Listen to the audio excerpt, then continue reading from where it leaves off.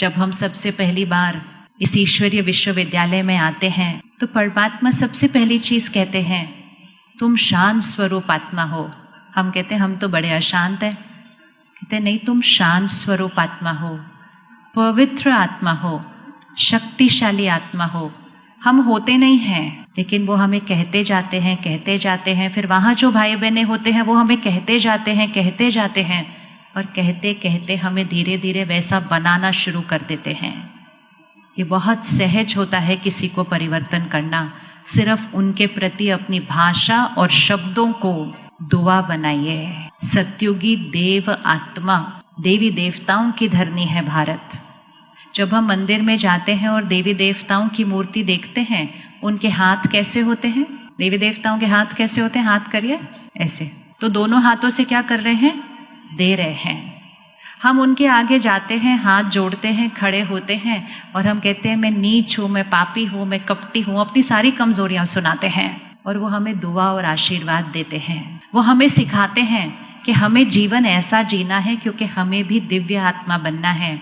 सामने वाला हमारे सामने आके ये नहीं कहेगा मैं नीच हूँ, मैं पापी हूँ, मैं कपटी हूँ, लेकिन वो अपने गलत संस्कार, अपने कर्म और व्यवहार में हमें दिखाएगा। और जब वो दिखाएगा, हमें उनको दुआ देनी है, हमें उन्हें आशीर्वाद देनी है। उसको कहते हैं दिव्य आत्मा, देव आत्मा, पुण्य आत्मा। तो हम सब पुण्य आत्मा है। क्या हुआ? सत्युगी आत्मा कौन सी आत्मा होगी? पुण्य आत्मा होगी ना। बहुत इजी है। आज यहाँ से जाने से पहले आप ये प्रैक्टिस करके जाना। अपने परिवार वालों को देखना, जिनके साथ आप काम करते हैं उनको देखना, और उनके अंदर आपको जो जो कमजोरी दिखाई देती है, जो आपके मन पर और शब्दों में बहुत बार रहती है, आप उनके लिए एक आशीर्वाद यहाँ से जाने से पहले बना कर जाना। चलो अभी करते हैं। 1 मिनट आंख बंद कीजिए। अपने परिवार के सदस्यों को देखिए। हर घर में 4, 5, 6 लोग होंगे। हर एक की एक आदत चेक कर लीजिए जो आपको लगता है कि वो सही नहीं है, और उसको चेंज कीजिए। उसकी जगह उनके पास कौन सा संस्कार होना चाहिए वो सिलेक्ट कीजिए और फिर एक दुआ बनाइए।